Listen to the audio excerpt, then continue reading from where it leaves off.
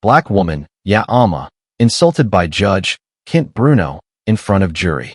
Her identity as a diplomat changes the verdict. A single insult in a courtroom can echo louder than any gavel strike. When a powerful federal judge unleashed his scorn on a black woman standing trial, no one guessed that she held a secret weapon that would change her fate forever, her hidden identity as a respected diplomat. Welcome to this riveting tale of justice turned upside down, a battle where prejudice meets its match, and where a single revelation unleashes a tidal wave of retribution. Before we begin, where are you watching from today? Let us know in the comments. If you love inspiring stories of resilience and justice, make sure to hit that like button, share this video, and subscribe for more incredible tales. Your support helps us share these impactful stories with even more people. Now let's get into it. The corridors of the Thurgood Marshall Courthouse had an unmistakable echo. Each footstep reverberated against walls lined with historic plaques and photographs of landmark judicial moments. On that gray morning, the place was crowded with attorneys, paralegals, and curious passers-by who had caught wind of a controversial case. Nobody knew all the details, but rumors were swirling. In a small alcove outside courtroom 6B, two defense attorneys sipped lukewarm coffee from paper cups, quietly debating the odd circumstances of the case. One of them, a tall woman with reading glasses perched on her nose, nodded in recognition of something. I heard she's some kind of big shot, but no one seems to know exactly why she's so connected. Her colleague shrugged. Diplomatic, maybe? One rumor is that she has family in the Ghanaian embassy. Another says she's linked to some philanthropic foundation. Either way, not your typical financial criminal. Inside the courtroom, Ama sat with her own attorney, Susan Cain, a fiercely competent woman with short, dark hair and a bearing of unwavering focus. The usual suspects were present: the prosecutor, the court reporter, the bailiff. Everyone was preparing for the hearing, set to begin in minutes. Could hear the low hum of voices from the gallery behind her. Some watchers murmured as they looked her way. She could almost feel their curiosity burning into her back. She kept her shoulders relaxed, posture straight, and eyes forward. Susan leaned over and whispered, "Are you sure you're ready for this?" Gave a small, determined nod. "I am. We've prepared, and I refuse to let intimidation sway me." Susan offered a supportive smile and placed a stack of files on the table. "Good. Stay calm, stick to the facts, and don't let the prosecution rattle you." She paused. "By the way, we still have that sealed envelope from the consulate, right?" Tapped her briefcase gently. "Yes, we'll keep it under wraps for now," she said. "We only unveil it if we absolutely must." At that moment, Judge Bruno stepped onto the dais, his black robe swishing around his ankles. He briefly scanned the room. He was a tall man, thin but upright, with a square jaw and graying hair parted neatly to one side. He exuded a commanding presence, and even his occasional glare was enough to silence any murmurs. A hush descended instantly. "Court is now in session," the bailiff declared. Everyone rose, then sat as instructed. "All right, let's see," said Judge Bruno, flipping through the docket on his desk. His voice echoed with stern authority. "Case number 1167, the United States versus Ama. Are both sides ready to proceed?" The prosecutor, a middle-aged man with an air of confidence, nodded. "Yes, Your Honor." Susan Cain stood. "Defense is ready, Your Honor." Without preamble, the judge launched in. "I've read the preliminary arguments. The prosecution contends that Miss Ama is involved in money laundering connected to an international charity. Defense claims she's merely a conduit for philanthropic funds. I want both sides to give me your argument straight and quickly. The docket is jam-packed as usual, so let's not dawdle." Exchanged a look with Susan, who shot her a reassuring glance. This was it, the start of what they hoped would be a short, straightforward demonstration of her innocence. Yet the tension in the courtroom felt anything but straightforward. Judge Bruno gave a disinterested once-over. "Miss Ama," he said, "your attorney has filed a motion to dismiss on grounds that the charges are baseless. I'm inclined to allow the prosecution to respond first." The prosecutor stepped forward, voice loud and crisp. "Thank you, Your Honor. We plan to show bank statements indicating Miss Ama diverted thousands of dollars through shell accounts in multiple countries. While they may initially appear as charitable donations, we suspect that the money never reached the intended nonprofit recipients. Instead, it was laundered and used for personal expenses. We have 2 witnesses ready to testify. Ya's heart pounded, but she maintained a calm exterior. She knew that the money had indeed gone to legitimate charities. Still, the swirl of accusations was enough to plant seeds of doubt in any juror's mind. Judge Bruno nodded perfunctorily. All right, Miss Kane, how does the defense respond? Susan stood confidently. Your Honor, the accounts the prosecution references are indeed for philanthropic work. Miss Alma has traveled extensively on behalf of various humanitarian organizations, ensuring funds are allocated to remote health clinics and educational programs, many of them in Ghana and neighboring countries. The transactional complexity arises from multiple currencies and cross-border regulations, not malfeasance. We have documents, plus a potential statement from the Ghanaian consulate, to verify her role. Potential statement? Judge Bruno asked, his eyebrows arching in mild amusement. I prefer evidence, counselor, not possibilities. We'll present it at the proper time, Susan insisted, refusing to yield her hand prematurely. Very well, Judge Bruno said. The jury will take note. He glanced at the 12 men and women who represented a wide cross-section of New York life. A nurse, a retired teacher, a finance analyst, a chef, a college student, and more. They watched intently, some with arms folded, others taking scrupulous notes. Yet, through it all, a subtle tension burned behind Judge Bruno's eyes. Ya sensed it even from her seat. She couldn't quite name the feeling, but she recognized that cautious hostility, the same vibe she'd experienced from certain officials who believed they were above reproach, above fairness. A quiet alarm bell rang in her mind. Something was telling her that this man had set opinions, and they might not favor her. The opening gambit had begun. Little did any of them know, they were witnessing the calm before the storm, the first subtle sparks of injustice flickering under the veneer of formality, and a single, explosive spark would soon light everything on fire. The next day, the trial officially commenced. With jury selection behind them, reporters milled outside the courthouse, though the case hadn't yet garnered national attention. Inside, the overhead lights hummed faintly, adding a subdued atmosphere to the more serious tone of the proceeding. Ya felt a tightness in her chest as the court began. We call Mr. Louis Baker, the prosecution's forensic accountant, announced the prosecutor. A tall, slender man in a dark suit approached the witness stand and took the oath. He spoke with the polished precision of someone used to spreadsheets and data models. I was hired by the prosecuting office to review the financial records of Miss Alma, he began, adjusting his glasses, and I found several suspicious transactions. He produced a chart, which was displayed on a large screen for the jurors to see. Lines indicated money flows from one account to another, jumping through multiple international banks. As you can see, tens of thousands of dollars were transferred among these accounts. Many of them appear to be shell corporations or accounts with no clear philanthropic identity. This is the hallmark of money laundering. Funds come in under the guise of charity but are moved in circles to obscure their origins, eventually funneling into personal use. Ya clenched her fists under the table. She recognized those accounts. Most had belonged to legitimate nonprofits or health organizations that were forced to move their funds across various banking systems to navigate local regulations. If you looked only at the big picture, it might have appeared suspect, but the details would prove otherwise. Susan stood for cross-examination. Mr. Baker, are you aware that these so-called shell corporations are, in fact, recognized nonprofits in their home countries? Have you investigated their actual field operations? He shifted, glancing at his notes. I noted that some had minimal staff or incomplete registration details. That doesn't necessarily indicate a legitimate nonprofit, counselor. Are you also aware that in certain developing regions, bureaucratic requirements can be difficult to meet, hence the incomplete registration details? Susan pressed. He shrugged. I'm aware it can be difficult, but it's also a red flag. We see this frequently in money laundering operations, shoddy paperwork, and incomplete addresses, especially in areas with fewer oversight bodies. Susan's stare was unyielding. Did you find any direct evidence that Miss Alma herself profited from these transfers? Mr. Baker paused for a moment. Not directly, but the pattern strongly suggests personal benefit. Forensic analysis indicates substantial amounts ended up in a final account that Miss Alma has access to. Ya's face remained impassive, but inside, she was seething. She knew that final account well.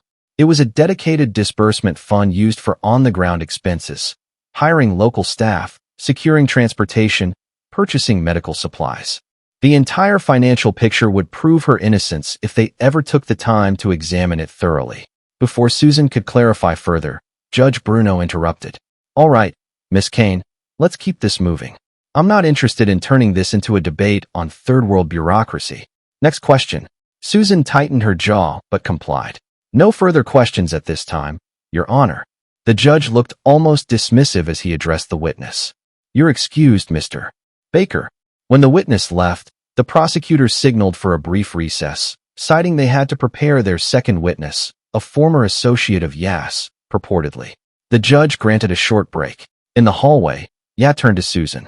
"Why does the judge seem so unfriendly?" Susan pursed her lips, lowering her voice as a few reporters lingered nearby. "Judge Bruno has a reputation for being tough, but the way he spoke just now, I agree. There's some hostility, or maybe a personal bias. We'll adapt." Ya nodded, but the uneasy sensation intensified. Just outside, large windows overlooked the bustling Manhattan streets, where life carried on, oblivious to the turmoil roiling inside her heart. Another day of proceedings dawned, bringing with it a cold drizzle that spattered the courthouse steps. Inside 6B, the tension had thickened. The prosecution's second witness, Helen Zero, a woman in her late 20s, was called to testify about an alleged conversation where Ya supposedly boasted about handling big money for personal gain. Helen wore a neutral-colored blouse and minimal jewelry. Her posture suggested discomfort with the public setting. After being sworn in, she recounted a conversation she claimed to have overheard between Ya and an unnamed colleague. According to her, Ya had apparently said something like, "We're pulling in a lot of funds now. This is more than they'll ever track." Susan cross-examined swiftly. "Miss Zero, do you have any written evidence, phone recordings, or messages supporting this?" Helen hesitated. "No, it was an in-person meeting." "Where did this conversation happen?" "At a conference room in the Lamb and Pines Hotel, Midtown Manhattan," she said, her eyes darting momentarily to the prosecutor. Susan consulted a log. Miss Amma was actually overseas on that date, involved in a conference in Accra, Ghana. "Are you certain of the date and location?" Helen paled. "I could be mistaken about the exact date, but thank you." "No further questions," Susan concluded. She took her seat, quietly satisfied that this testimony seemed shaky. Yet she couldn't ignore Judge Bruno's unwavering expression. He'd hardly blinked. He'd neither reprimanded the witness for confusion nor allowed for further questions. He simply said, "The witness is excused," in a flat tone. By now, a hint of exasperation showed in Susan's eyes. She leaned in to whisper to Ya, "He's letting the prosecution get away with weaker evidence than usual. Don't worry, we'll call our own witnesses soon." As the day wore on, subtle remarks from the bench turned increasingly pointed. During procedural motions, the judge would cut Susan off mid-sentence, demanding brevity. Yet, when the prosecutor took extra time, Judge Bruno barely complained. The jury, a silent observer to these dynamics, seemed increasingly uneasy. When the afternoon session ended, Ya rose to leave. She was behind the defense table, gathering her documents, when she heard a faint but distinct comment from the bench. "That's what happens when they get in over their heads." She froze. Did she hear correctly? She turned slightly, catching Judge Bruno's gaze briefly shift away. Was he referring to her, or to something else entirely? The twisting feeling in her stomach whispered that the judge's hostility might be more than just impatience with the docket. "Let's go," Susan said softly. "He's going to adjourn for the day." Even the short walk back to the quiet of Yass Hotel that evening was fraught with tension. What had begun as a routine defense now felt like stepping onto a battlefield where the presiding general had already chosen a side. Late that evening, Susan and her junior associate, Lisa Holm, pored over court transcripts in Susan's cramped law office. Desk lamps spotlighted scattered legal briefs, highlighting the urgency in their eyes. Lisa tapped on a laptop. "I've been doing some research on Judge Bruno's background, as you asked," she said. "He's had complaints filed against him in the past for overstepping in cases involving defendants of color. Nothing official stuck, but there's definitely a pattern of allegations." Susan rubbed her temples. "He's known for being tough, but this might go beyond tough. We can't prove bias easily, though. Judicial misconduct is tricky to prove." Lisa nodded. But if he makes a direct racial remark in open court, that changes everything. Susan scrolled through her notes. Ya told me she heard him say something after the session ended today. Something about, that's what happens when they get in over their heads. Not overtly racist, but definitely suspicious. We'll keep watch. They switched gears, examining financial records. We also need to disprove the notion that these accounts are fraudulent shell companies, Susan said, highlighting lines on a statement. Let's see if we can trace the final recipients of the funds. Ya claims they're in rural areas, supplying medicine and education. Lisa ran a hand through her hair. We might need more official support from the organizations themselves. Maybe an in-person testimony or a video deposition from the heads of these nonprofits. And what about that envelope Ya's waiting to unveil? Susan gave a faint grin. She's got official diplomatic standing with the Republic of Ghana, recognized by the United Nations, no less. But she wants to keep that card close to her chest until absolutely necessary. She's worried about turning this trial into a political spectacle. She wants to win on the truth of the matter, not on diplomatic immunity. Lisa frowned. I see the logic, but maybe we're nearing the point where we need to reveal it. Susan sighed. We'll see how tomorrow goes. If the judge keeps obstructing us, we might have no choice. Outside the window, lights from Manhattan's endless skyline twinkled through the gloom. Taxis honked, sirens blared. In that bustling city, Ya'ama's fight for justice was just one small note in a vast symphony of legal battles. But for her, it meant everything. The next morning opened with a sense of foreboding. Clouds hung low over Manhattan, and the usual press of people into the courthouse felt more chaotic than usual. Ya arrived alongside Susan, both dressed in formal attire that mirrored their determination. Inside courtroom 6B, spectators were more numerous than before. Word had spread that something controversial was unfolding, accusations of prejudice, international ties, and a judge who seemed determined to push the boundaries of judicial decorum. Judge Bruno's gavel hammered the dais. Let's proceed. Susan stood to call her first defense witness, Dr.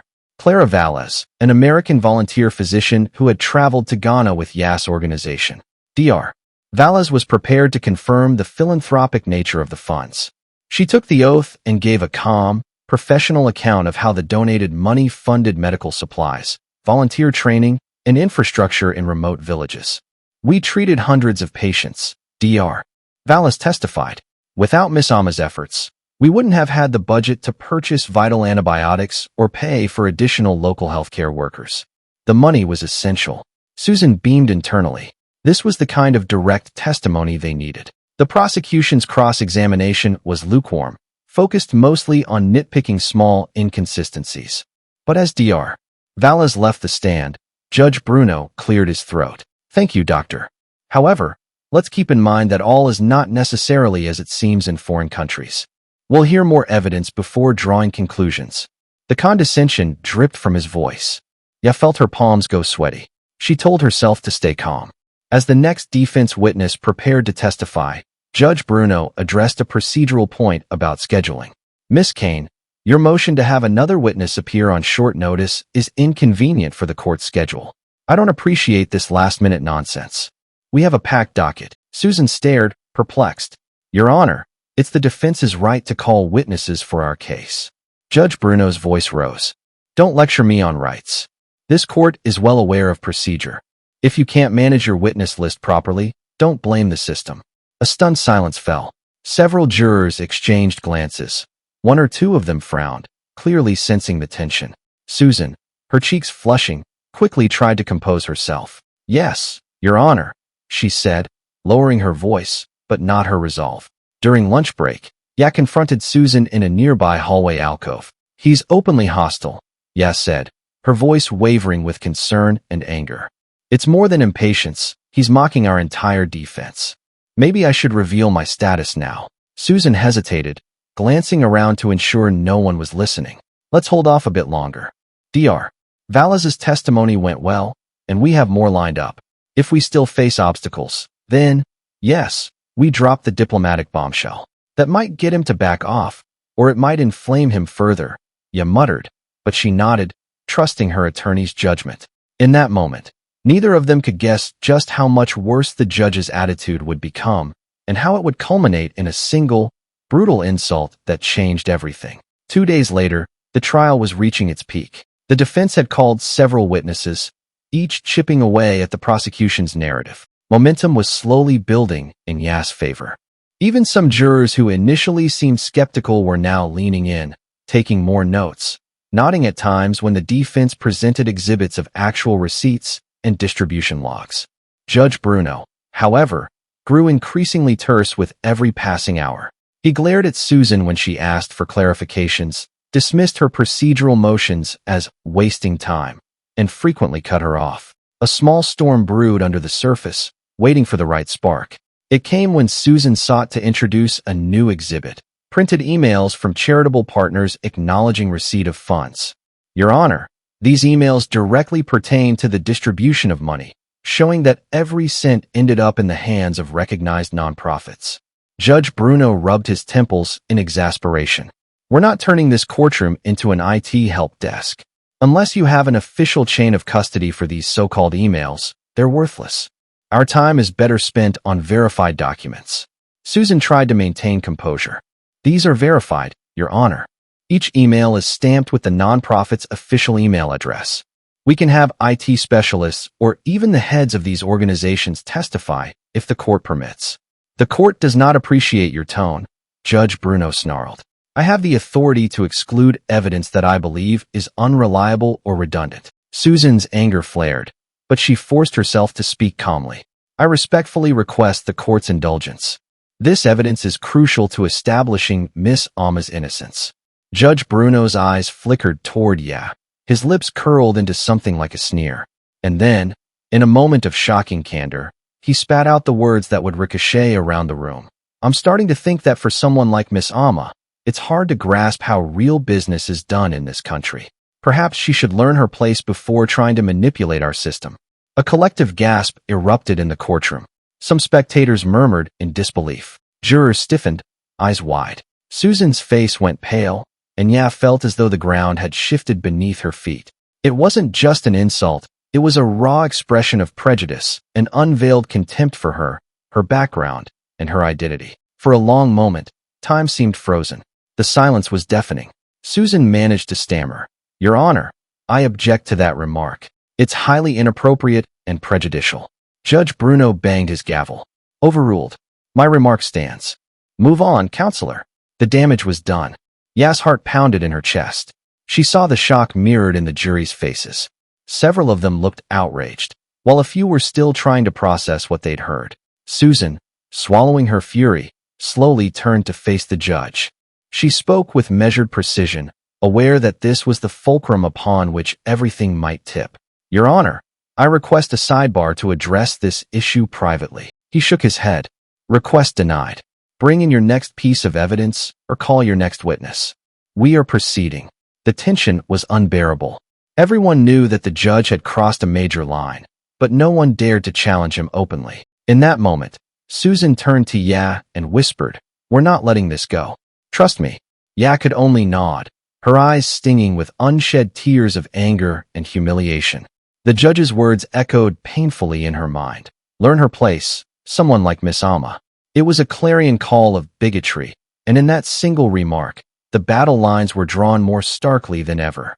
Yet, unknown to Judge Bruno, he had just opened the door to the ultimate surprise, a hidden truth about Ya's identity that would soon shatter his smug confidence and rock the entire courtroom.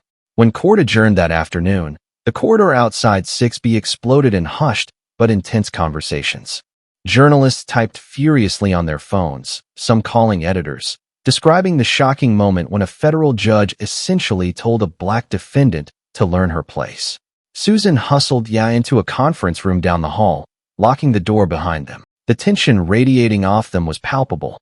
Yeah, that was direct, blatant prejudice. The court record should reflect it. I'm going to file a motion for a mistrial based on judicial misconduct. Ya's anger simmered, but a potent sense of betrayal overshadowed it. I've seen discrimination before, but this was so public. How can this man continue to preside after that? Susan placed a hand on Ya's shoulder. He might not be able to. This is massive. There were plenty of witnesses, reporters, the jury. But the process is complicated, and we can't simply demand a new judge on the spot. An appeals court or the circuit court might get involved, or we can file an emergency complaint with the Judicial Council. But these processes take time we might not have. She glanced at her watch. We only have a few days left in the trial schedule. The prosecution is about to rest their case, and we need to present our final evidence. Ya inhaled slowly. In that case, let's do it. Let's reveal the official letter from the Ghanaian consulate. If it helps us assert that this judge has a direct conflict, by showing prejudice not only racially but also internationally, that might push the system to intervene faster. Susan nodded, exhaling. That's exactly my thought. We've tried to handle this case on its merits alone, but he's left us no choice. We'll do it tomorrow. We'll request an immediate hearing, with the letter in hand. Ya's eyes hardened with resolve. And then we'll see if Judge Bruno still thinks he can order me to learn my place. They left the courthouse that day amid a flurry of press questions. Microphones were shoved in their faces, but Susan refused to comment, offering only that they planned to address the judge's remark through appropriate legal channels. In a single day, the entire tone of the trial had changed. The quiet prejudice simmering beneath the surface had erupted into a public scandal. The only question was, would justice be served? It was the following morning, and the spectators in courtroom 6B were buzzing with anticipation. Word had spread about the judge's disparaging remark, and the seats were filled. Cameramen and reporters lingered outside, still barred from filming inside due to federal rules, but they were ready to pounce on any news once people exited. Judge Bruno took the bench with a stony expression, well aware of the swirling controversy. He banged the gavel. Court is in session. Susan stood. Your Honor, the defense requests a brief hearing regarding new, critical information. He narrowed his eyes. I trust this will be brief. Susan stepped forward, holding a sealed envelope bearing official seals from the Republic of Ghana's permanent mission to the United Nations. Your Honor, we submit into evidence official documentation confirming that Miss Yaama is, in fact, a diplomat recognized by the United Nations. Specifically, she holds the position of Special Envoy for Ghana's philanthropic outreach programs. This letter is co-signed by the Ghanaian Consul General here in New York. A low murmur swelled in the audience. Several jurors looked taken aback. Even the prosecutor stiffened, flipping through his notes with confusion. Ya stood calmly, her gaze steady. As the judge opened the envelope, he skimmed the letter, his face tightening. This court is aware that foreign nationals sometimes claim immunity, Judge Bruno growled, but that doesn't automatically absolve them of wrongdoing in U.S. territory. Susan nodded. We're not claiming she is beyond the reach of U.S. law, Your Honor. We're claiming that your blatant, derogatory comment about her background and your disregard for her actual diplomatic status indicates severe judicial bias. We are filing a motion for recusal, or, at minimum, a motion to declare a mistrial, as we have legitimate fears that Miss Amma cannot receive a fair trial in this courtroom. You could have heard a pin drop. Judge Bruno's jaw clenched. His eyes flicked over the letter again, then darted toward Ya. For the first time, a flicker of uncertainty crossed his face. With cameras outside, a flurry of reporting in the press, and the possibility that he had just publicly insulted a United Nations diplomat, the stakes had soared. He cleared his throat. We will address this motion later. For now, we proceed with the trial. Susan pressed on. Your Honor, we respectfully request an immediate hearing on the motion.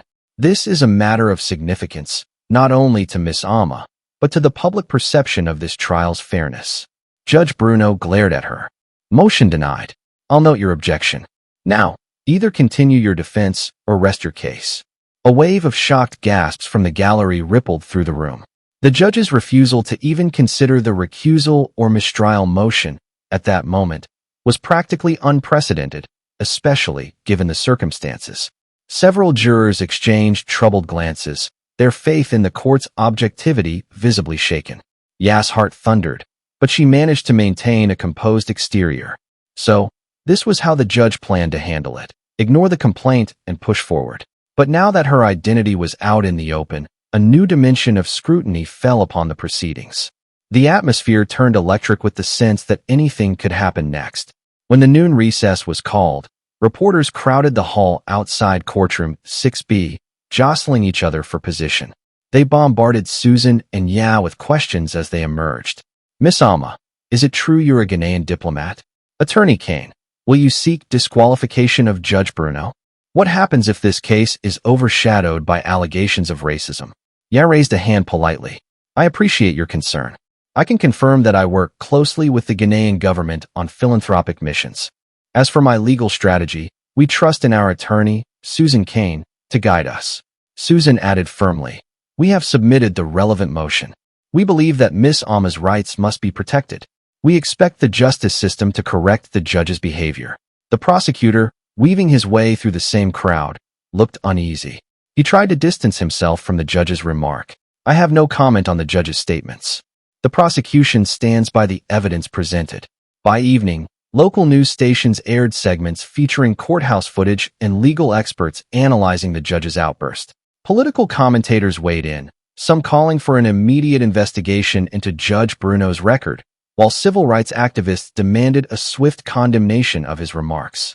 Social media lit up with hashtags like Diplomat trial and judicial bias, and there were already calls from some activists to hold a protest outside the courthouse. The case that had started as a niche financial trial was now the centerpiece of a national conversation about race, prejudice, and judicial accountability. Yeah, feeling both relieved and overwhelmed, tried to get some rest that night, but sleep eluded her. She stared at the ceiling of her hotel room, replaying the judge's comment in her mind. Learn her place, someone like her. The words were etched into her memory, a stark reminder that prejudice was alive and thriving in places meant to uphold justice.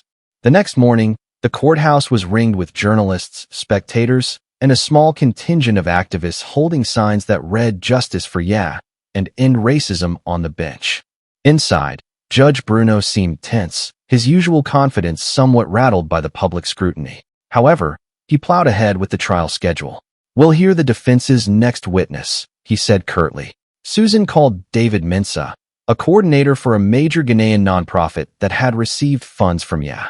He testified via live video link from Accra, detailing how Ya had worked tirelessly with local governments and charities to ensure donations reached families in need. His words were heartfelt and specific, describing the direct impact of the funds: schools built, textbooks purchased, and medical aid distributed. The prosecutor attempted to undermine Mensah's credibility, questioning the authenticity of his documents. Judge Bruno, however, seemed less eager than before to show outright bias, perhaps mindful that eyes across the country were watching. He allowed Mensah's testimony to proceed uninterrupted, which was a small victory. When the defense rested, Susan made a final push to reintroduce the letter from the Ghanaian consulate and the notarized support statements from the nonprofits. She carefully laid out the entire chain of evidence. Ya watched with a pang of gratitude. No matter what happens now, she thought, I've told my story. The facts are on the table. After a tense exchange of closing arguments, Judge Bruno dismissed the jury to deliberate. The bailiff escorted them to a back room, leaving the entire courtroom in a hush of anticipation.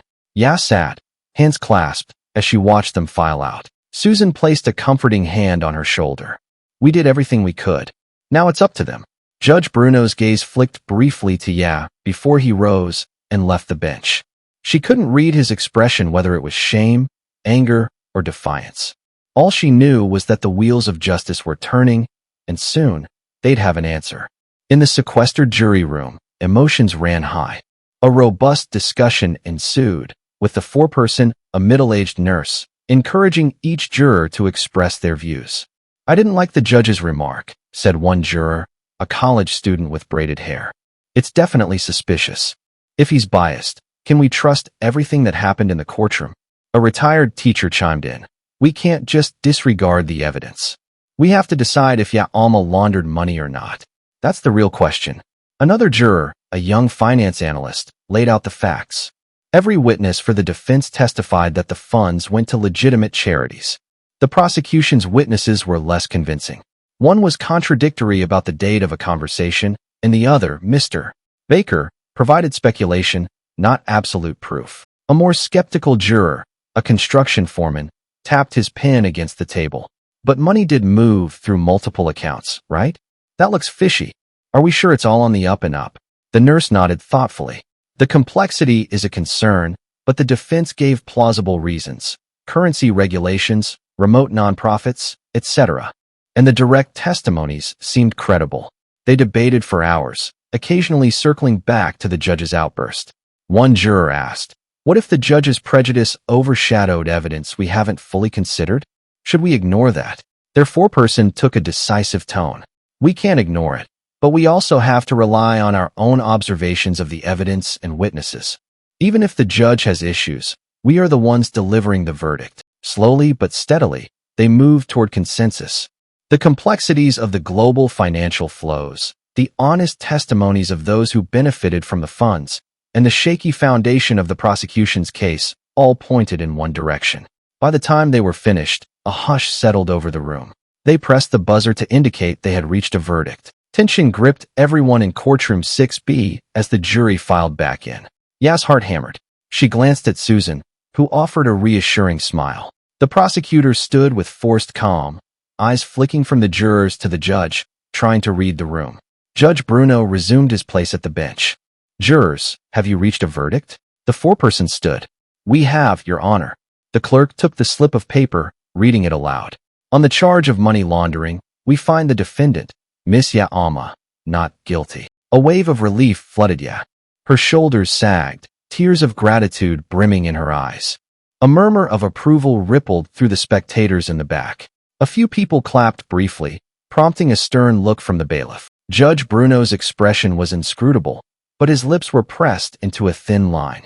"The jury is dismissed. Court is adjourned," with a loud crack of the gavel. It was over.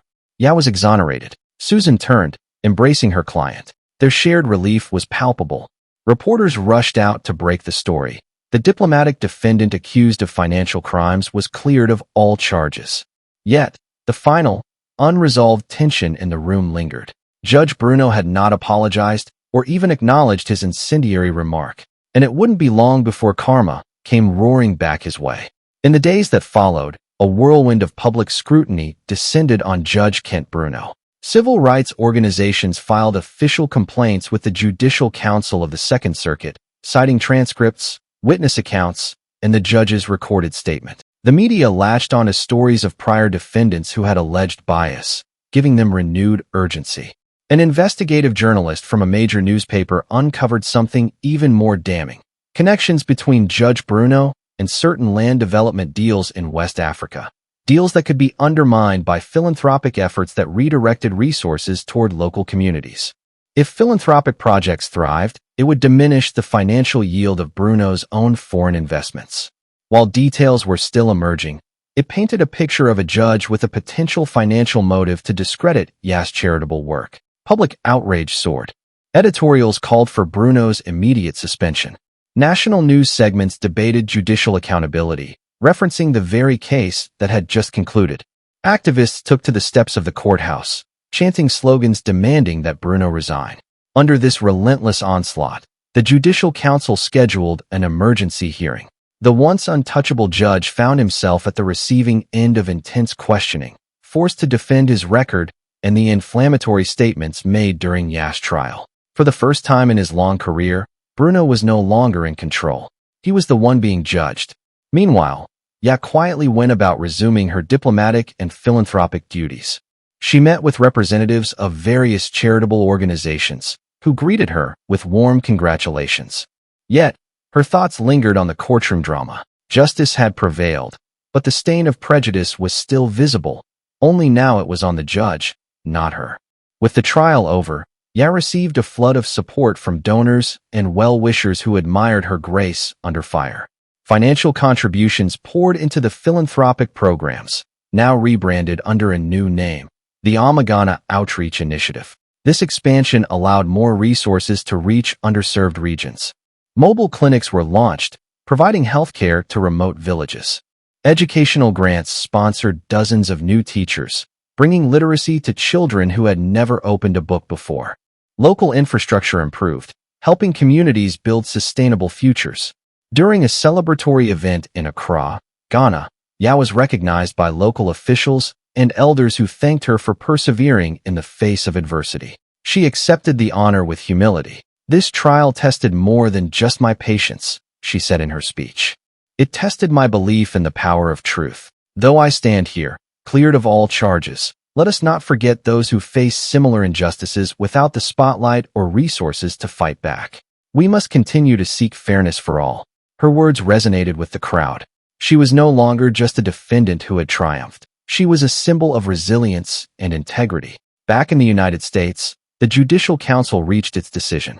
Preliminary findings suggested that Judge Bruno had demonstrated conduct inconsistent with the impartial administration of justice. While formal removal of a federal judge is a rare and complex process, the council suspended him pending a deeper investigation into his finances and conduct. The press hounded him. Former colleagues distanced themselves. Legal scholars penned opinion pieces on how a judge's prejudice and greed could poison the judicial system. Bruno found himself at the center of an unfolding scandal that threatened his career and possibly his freedom if the financial allegations proved true. During an impromptu press conference outside his gated residence, Bruno tried to defend himself, claiming the controversy was politically motivated, but passers-by jeered, and local news stations aired footage of him hurriedly retreating from the cameras. It was a dramatic fall from grace. Once revered as a man of stern but respected judgment, Bruno was now an emblem of unchecked power gone awry. The very platform he had used to belittle Ama now served as the stage for his public undoing. A few weeks later, Ya was invited to speak at a legal symposium in Manhattan about the intersection of international diplomacy and judicial fairness. She stood behind a podium, addressing an audience of law students, attorneys, and human rights advocates. "I never sought to wield my diplomatic status as a shield in court," she told them. "I wanted to defend my actions on the facts, on the merits of the charitable work. Yet, circumstances forced me to use that status to spotlight the bias that would have otherwise gone unchecked. This isn't just about one judge or one trial. This is about a system that sometimes fails the people it's meant to protect." She paused, scanning the crowd of hopeful faces. "But we are not powerless. Whether we are lawyers, diplomats, or community organizers, we can demand accountability. We can shine a light on every corner of prejudice. That is how we ensure that justice truly remains blind, judging people on their actions, not their race or nationality." Applause thundered, some audience members rising to their feet. In that moment, Ya felt a sense of closure. Her personal struggle was over, and her mission was entering a new chapter, one defined by advocacy, collaboration, and a global call for fairness. Ama stepped through the towering doors of the Thurgood Marshall United States Courthouse one last time. Her chin held high, she looked out at the swirling crowds of journalists and supporters gathered at the base of its marble steps. This had been the setting of her gravest trial, both in the legal sense and in a deeply personal sense, the place where she had been unjustly accused, insulted by a man who wielded power he believed was absolute. But time, truth, and perseverance had proven otherwise. The same courthouse that once felt like a chamber of prejudice was now a testament to her victory. The judge who belittled her was under investigation and facing professional ruin. The system that tried to grind her down was now forced to reckon with its own flaws. With each step down those steps, she felt the weight of the past lifting from her shoulders. Cameras flashed, capturing her confident posture, her calm smile, and the quiet dignity that had never wavered. When she reached the final step, she paused, turning to gaze up at the stately columns. In that silent moment, she reflected on all she had learned. Prejudice was real, tangible, and sometimes found in the very institutions meant to guard against it. But resilience and truth had enough power to change minds, hearts, and even verdicts. Then, she walked forward, into a future she would help shape, resolute, resolved to champion justice, not just for herself, but for everyone in need of a voice. In the end, truth and courage proved stronger than the chains of bigotry that tried to bind Ya. The verdict was not just a personal win, but a clarion call for every individual who faces discrimination in the courts. As Judge Bruno's own dark dealings were exposed, the reality of karma came crashing down on him, reminding us all that the scales of justice can tip quickly and heavily against those who misuse them. Ya's fight stands as an enduring testament that dignity and perseverance can triumph in even the most daunting arena. May her story inspire us to keep our eyes open, our voices clear, and our faith in a justice system that must continually evolve to be worthy of the very name, justice.